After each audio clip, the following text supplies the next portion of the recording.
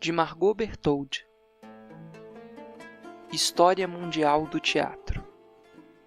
Capítulo 3. As Civilizações Islâmicas. Introdução. Nenhuma outra região da Terra experimentou tantas metamorfoses políticas, espirituais e intelectuais no curso da ascensão e queda de impérios poderosos quanto o Oriente Próximo. Ele foi, alternadamente, o centro ou ponte entre civilizações, sementeira ou campo de batalha de grandes conflitos históricos. No ano de 610, quando Maomé, mercador a serviço da rica viúva Khadija, recebeu a revelação do Islã no Monte Hira, perto de Meca, alvoreceu uma nova era para o Oriente Próximo.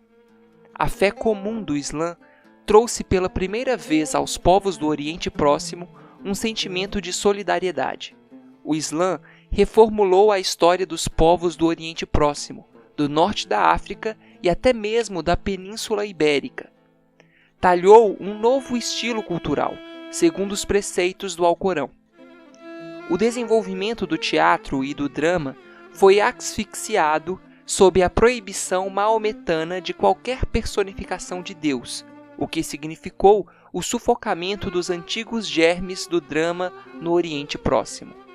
Todavia, escavações de teatros greco-romanos, como por exemplo em Aspendos, mostram restaurações feitas na época dos Seljúcidas, uma indicação de que os seguidores do Islã reviveram e apreciaram o circo e o combate de gladiadores. Evidenciava-se que eles preservaram e restauraram edifícios teatrais da antiguidade e que apresentações como estas devem ter sido toleradas.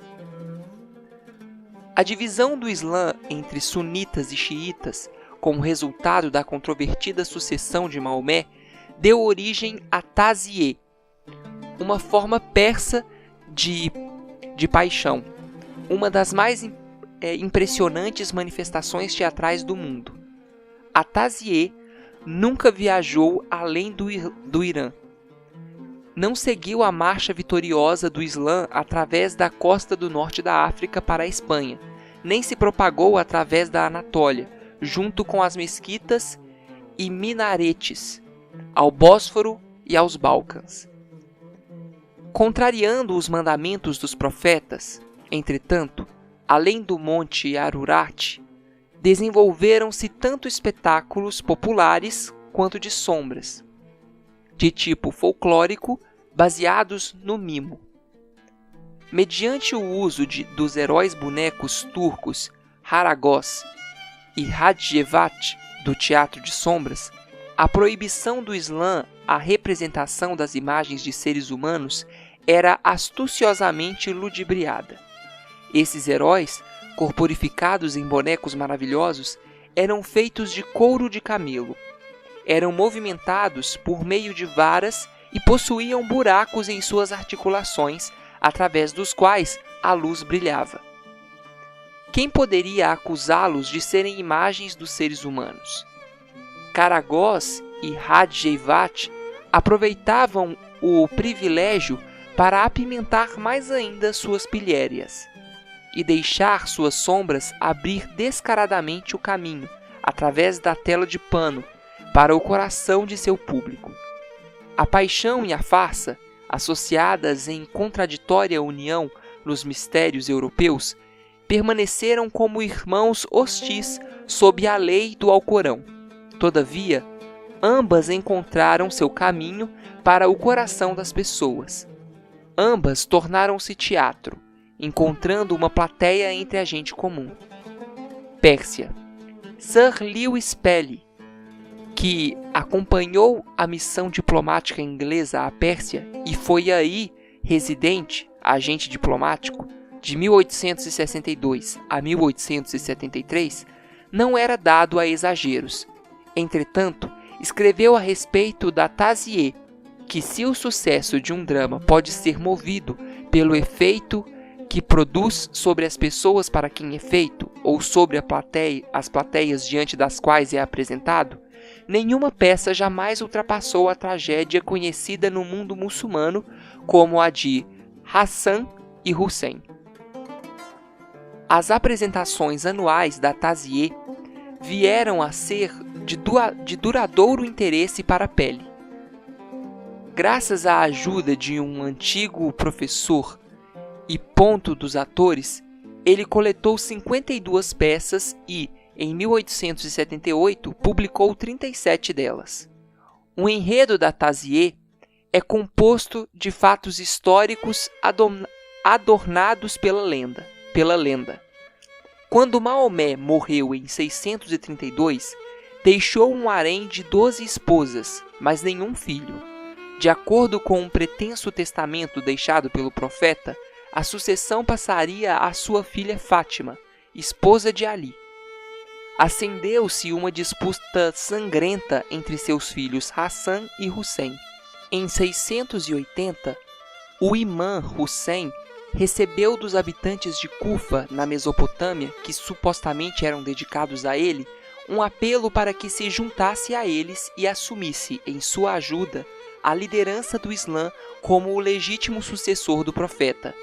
Hussein, acompanhado de sua família e de 70 seguidores, viajou para a Mesopotâmia, mas, em vez de entronização, ele recebeu a ordem de submeter-se incondicionalmente ao califa Yazid e renunciar a todos os seus direitos.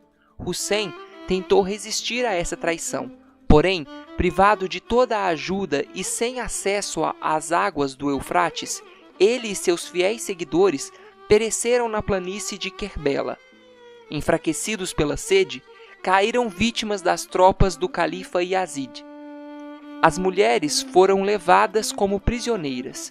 O único sobrevivente do massacre de Kerbela foi o filho de Hussein, Zayn al-Abidin. Reconhecido pelos xiitas, em contraste à rejeição sunita à sucessão de Fátima Ali, como o quarto imã e sucessor legítimo do profeta Maomé. Dramatizações desse evento, muito enfeitadas por lendas, ainda são levadas no último dia do festival do Muharram. Elas duram do meio-dia até bem tarde da noite e constituem o clímax e a finalização de 10 dias de procissões religiosas, Desté, iniciados ao alvorecer do primeiro dia do mês maometano do Muharram. Os fiéis vestidos de branco, como os flagelantes da Europa Ocidental, seguem pelas ruas com altos gritos de lamentações. 2 dias antes, no 8º do festival, bonecos de palha representando os cadáveres dos mártires de Kerbela são deitados em esquifes de madeira e carregados de um lado para o outro entre lamentações intermináveis e estáticas. Os homens flagelam a si mesmos com os punhos e espetam-se com espadas, fazendo sangrar o próprio peito e cabeça. Aqueles que valorizam a própria pele mais do que o fervor da fé, sem dúvida dão um jeito com uma enganosa simulação. Em 1812, o francês Auceley, que viajou através da Pérsia, observou ambos, ferimentos auto-infligidos por fanatismo genuíno e outros, pintados habilidosamente na pele. Na manhã do 10º dia do Muharram, os espectadores dirigem-se às pressas para o pátio da mesquita ou para a Tezkieh, monastério, onde um palco ao ar livre é montado para a Tazieh. Se chove ou se o sol está muito quente, é estendido um toldo. O secom, plataforma redonda ou quadrada, serve como palco. Uma tina d'água representa o Eufrates, uma tenda o acampamento de Kerbela. Um escabelo os céus, de onde desce o anjo Gabriel. Os intérpretes são amadores, dão o texto a partir de um roteiro, embora a maior parte seja representada em pantomima, enquanto um sacerdote, Moilá, que é ao mesmo tempo organizador e diretor, comenta a ação. Ele se coloca num pódio acima dos atores e recita também a introdução e os textos de conexão. Papéis femininos são executados por homens. Os figurinos são feitos de qualquer material disponível. Em 1860, quando a legação da Prússia se encarregou de custear as despesas da apresentação de uma Thazié, foram fornecidos uniformes e armas prussianos. Hoje, o anjo pode perfeitamente descer do teto de um disfarçado automóvel e dirigir-se para o palco, sem que os participantes fiquem perturbados por tais anacronismos. O que importa é o conteúdo simbólico. Andar em torno do palco significa uma longa jornada. Introduzir um cavalo ou um camelo carregado de fardos de bagagem e utensílios de cozinha indica a chegada de Hussein à planície de Kerbela. Um ator, logo após ser morto, levanta-se e dirige-se silenciosamente para um lado do palco. Cada um dos participantes mantém pronto um punhado de palha que, nos momentos de grande tristeza ou desespero, despeja sobre a própria cabeça. De acordo com o antigo costume aquemênida, os pais de Dário derramaram areia sobre a própria cabeça quando a notícia da morte do Rei dos Reis lhes foi dada. A paixão de Hussein é sempre precedida de uma representação da história de José e seus irmãos, que é apresentada no Alcorão por Maomé como a Sura, capítulo de José. Em Zefer Jin, outra Thazié, o rei dos Jin aparece e oferece a Hussein o auxílio de seu exército.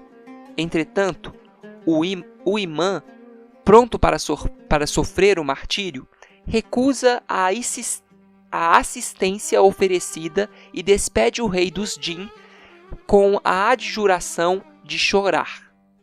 O rei dos Jin e seus guerreiros vestem máscara. Este é o único caso onde a máscara é usada na tradição da Thazié persa. A paixão Thazié é parte intrínseca da tradição xiita. Desenvolveu-se a partir das lamentações épicas e líricas das assembleias de luto pela morte de Hussein. Estes cantos de lamentações foram apresentados pela primeira vez em forma dramática no século IX, quando um sultão xiita da dinastia Buaida assumiu o califato. Dos palcos móveis, erguidos em carretas, ressoava o chamado à penitência. Arrancai os cabelos, torcei vossas mãos, reduzi vossas roupas a trapos, golpeai vosso peito. É provável que a designação final de Thazié seja derivada da palavra equivalente ao toldo, ta-kie, estendido sobre os pátios das mesquitas e praças de mercado. Testemunhos oculares da Thazié de Oleários, Tavernier, Tavernotte e dos Gobineau e Pelly falam do opressivo fanatismo dos espetáculos, não sobre filologia. Conquanto os espetáculos da Thazié nas remotas regiões montanhosas do mundo islâmico e no Cáucaso tenham permanecido, até hoje, uma ocorrência primitiva, algumas vezes representada por um dervixe, a funcionar como um tipo de one-man show estático. Nas cidades, um festival popular cada vez mais dispendioso desenvolveu-se a partir da Thazié. Bagdá, Teherã e Isfã competiam umas com as outras na apresentação e na riqueza narrativa de suas peças. Até 1904, os espetáculos da Thazié no Grande Teatro de Arena Taqi-e Dalauti, em Teherã, foram subsidiados pelo governo. Depois da Revolução, porém, escreve Medjid Rezvani, esse teatro enfrentou uma crise, porque os fundos necessários provenientes previamente de fontes particulares não eram mais obteníveis. e ele cita a observação de seu colega russo Smirnov. Os mistérios persas não são menos merecedores de interesse do que a paixão Oberamergau da Bavária, visitada por turistas de todas as partes da Europa e da América. É uma grande pena que, numa época em que as ligações ferroviárias estarão disponíveis não apenas para homens de negócios, mas também para turistas, a Pérsia deva perder esta curiosidade ímpar. Hoje, Teherã possui um moderno teatro estadual, com todo tipo de equipamento técnico. Seu programa inclui obras clássicas e de vanguarda do repertório internacional. O mérito de ter trazido Shakespeare para o palco persa pela primeira vez pertence ao Teatro Zoroastriano de Teherã, fundado em 1927 e com capacidade para algo como 400 espectadores. O povo do campo, entretanto, apega-se como sempre aos espetáculos de dança tradicionais, a apresentações de guerras acrobáticas e mitológicas e aos personagens folclóricos. Ele confirma que aquilo que Heródoto disse ainda permanece verdade, quando observou que os iranianos possuem em todas as épocas uma predileção notável pela dança.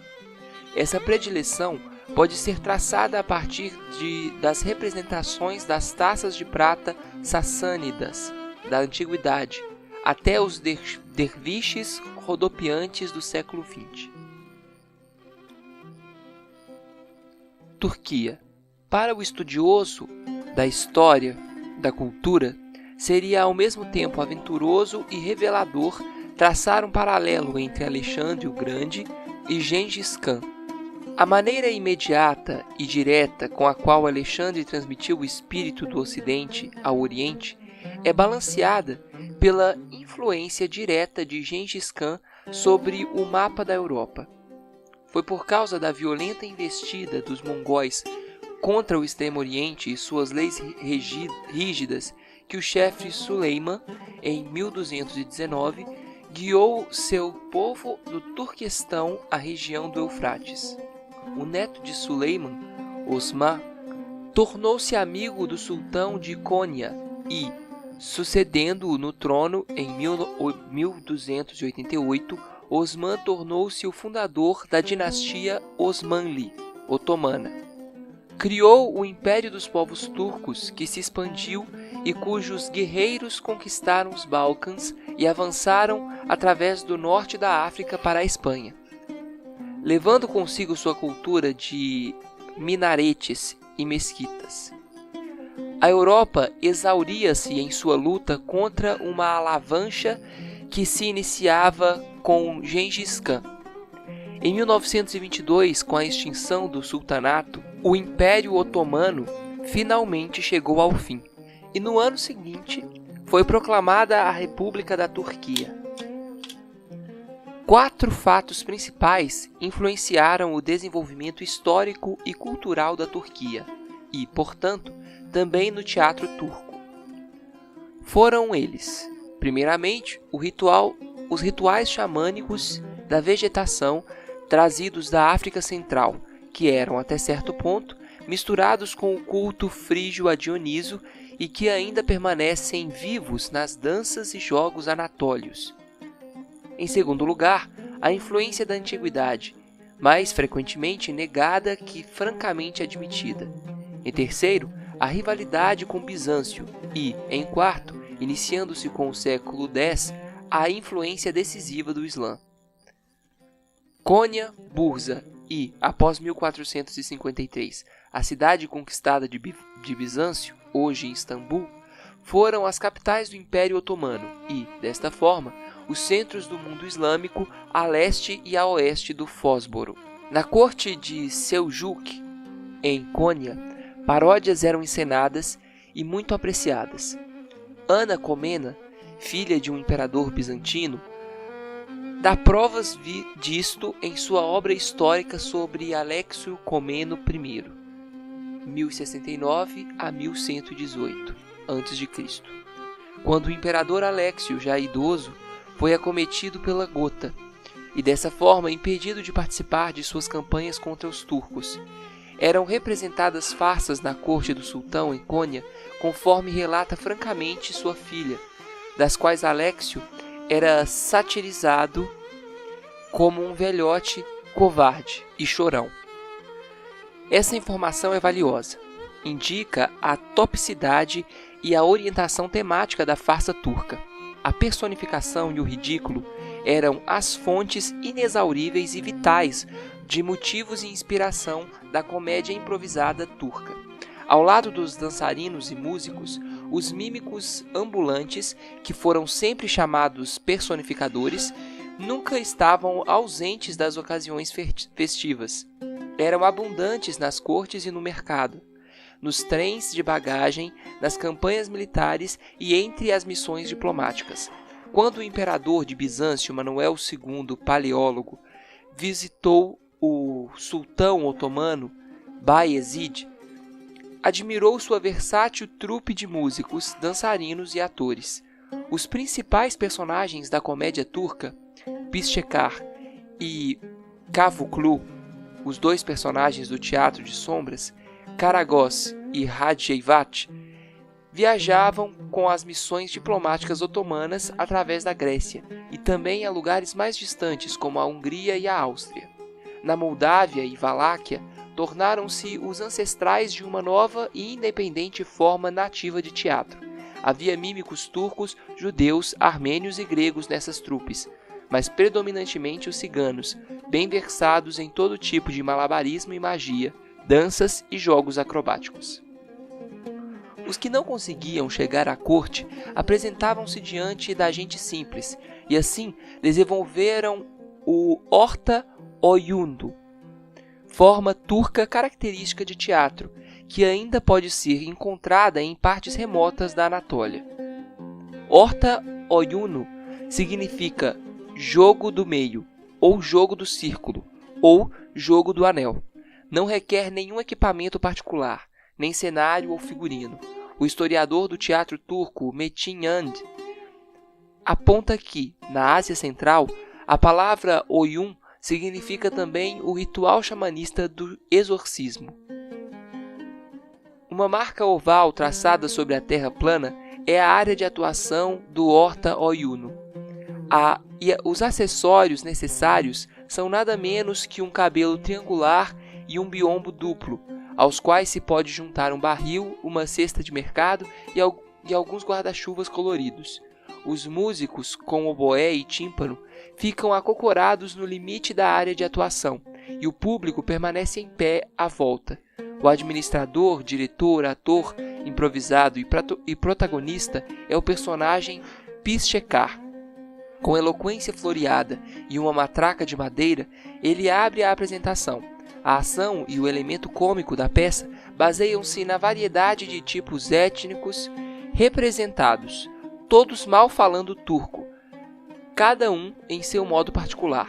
O mercador persa, o ourives armênio, o mendigo árabe, o guarda noturno curdo, o presunçoso coronel janízaro, o levantino europeizado exibindo-se, a mercadoria briguenta, interpretada por um homem, o bêbado e a inequívoca preferência da plateia rústica, o palhaço Kavuklu, com suas piadas e palhacices, parente próximo de Karagöz.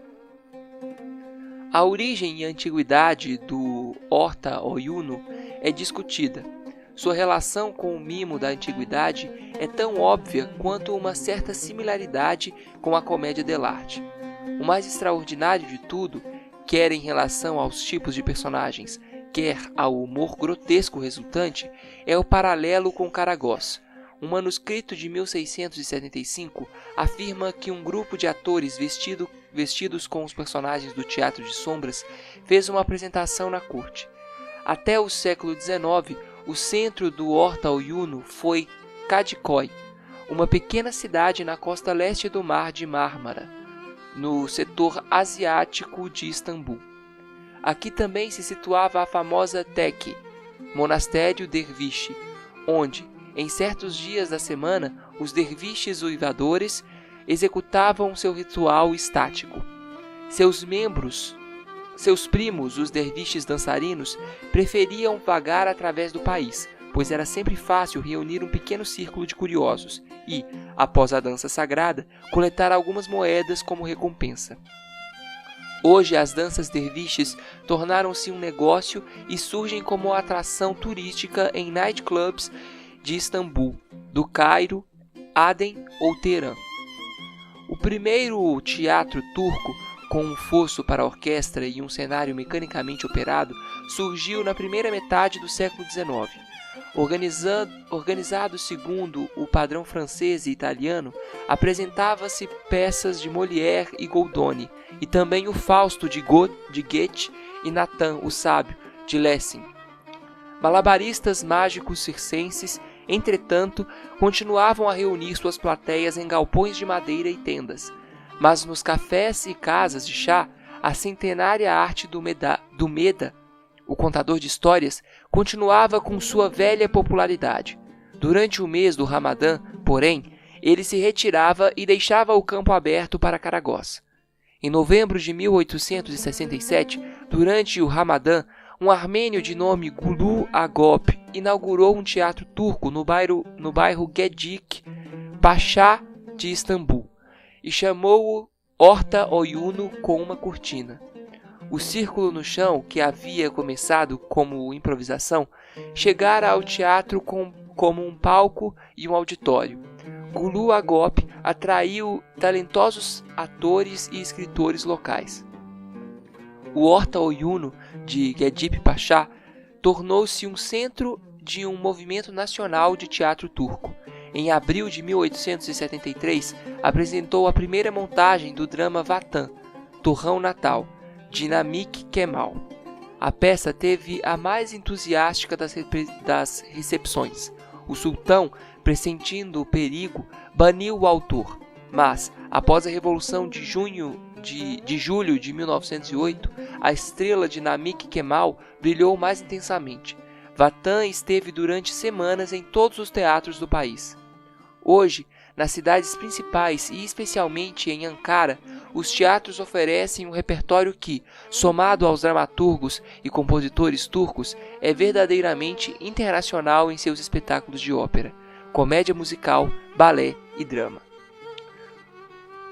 O Teatro de Sombra de Karagoz.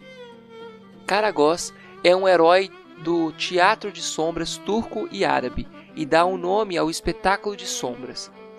O espirituoso Karagoz, com sua retórica rápida e engenhosa, trocadilhos ásperos e jogos de palavras rústicos, viajou para muito além de sua terra natal.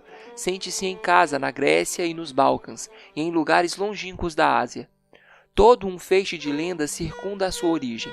Uma das mais populares afirma que Karagoz, o nome significa olho negro, e seu companheiro Hadjievat realmente existiram no século XIV, na época em que a grande mesquita de Bursa estava sendo erguida. Seus duelos verbais vivos e grotescos paralisaram as obras de construção da mesquita. Em vez de trabalhar, os pedreiros punham seus instrumentos de lado e ouviam os longos e divertidos discursos de Karagoz e Hadjievat. O sultão soube de suas façanhas e ordenou que ambos fossem enforcados. Mais tarde, quando reprovara amargamente a si mesmo por isso, um dos cortesãos do sultão teve a ideia de trazer Karagoz e Hadjievat novamente à vida na forma de figuras de couro brilhantemente coloridas e translúcidas e sombras numa tela de linho. Karagoz com seu nariz adunco, barba negra, olhos astutos de botão e a mão direita gesticulando violentamente. E Hadjievat vestido de mercador, cauteloso e meditativo, de boa índole e sempre sendo enrolado. Uma relação de tipos pitorescos contemplavam o elenco do Teatro de Sombras. Celebi, o jovem dandy, a linda Mesalina Zene, Beberuhi, anão ingênuo, o persa com sua pipa d'água, o albanês e outros personagens regionais, o viciado em ópio, o bêbado. George Jacob, um colecionador e estudioso do teatro de sombras oriental, atribui um legado epitáfio de Karagoz em Bursa ao mestre de bonecos Mustafa Tevfik, que se supõe ter trabalhado nesse período. O teatro de sombras era a diversão predileta tanto do povo quanto da corte do sultão. Era apresentado em casamentos e circuncisões. Porém, o grande momento de Caragoz chega com o início do Ramadã, o mês sagrado do jejum, quando, ao entardecer, todos ocorrem aos cafés. O viajante italiano Pietro della Valle, que chegou a Istambul em 1614, fez uma narrativa detalhada da peça de teatro de sombras turca. Diz della Valle em Viag, publicada em 1650 a 1658. Abre aspas. Na verdade, nestes albergues onde se bebe, existem, mesmo durante a época de seu grande jejum, certos bufões e zani que divertem os convidados com toda a sorte de pilhérias e tolices.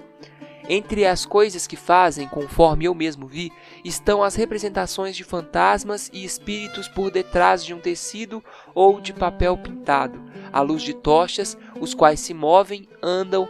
Eles fazem toda uma variedade de gestos exatamente da mesma forma que se fazem algumas apresentações do nosso país. Mas estas figuras e bonecos não são mudos como os nossos, são feitos para falar, tal e qual os charlatães fazem nos castelos de Nápoles ou na Piazza Navona, em Roma. Os que manipulam os bonecos também os fazem falar, ou melhor, falam através deles, mantendo-se escondidos e imitando várias línguas com todo tipo de piadas.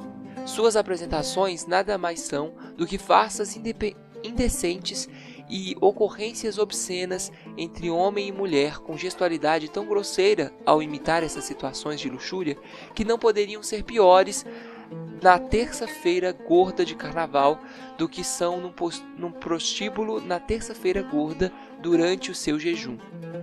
Fecha aspas. Apesar de suas piadas grosseiras e francas obscenidades, Caragoz ludibriava os grilhões das autoridades religiosas. Os bonecos movidos por varas e recortados em couro ou pergaminho, nos quais eram perfurados buracos aqui e ali, a fim de permitir que a luz passasse através deles, não poderiam ser facilmente descritos como imagens de entes humanos, e assim davam a volta na proibição do Alcorão. O uso de tipos fixos oferecia campo para a sátira e polêmica, num disfarce de aparente inocência. Não havia fraqueza humana, vaidade de classe ou abuso tópico que Caragoz não convertesse em motivo de riso. Do Bósforo, Caragoz emigrou para o norte. Estava em casa em qualquer parte do mundo islâmico. Ele sempre deu nome aos bois e era aplaudido mesmo quando o público mal conseguia entender as suas palavras, porque o significado do humor grotesco da ação não podia lhe escapar.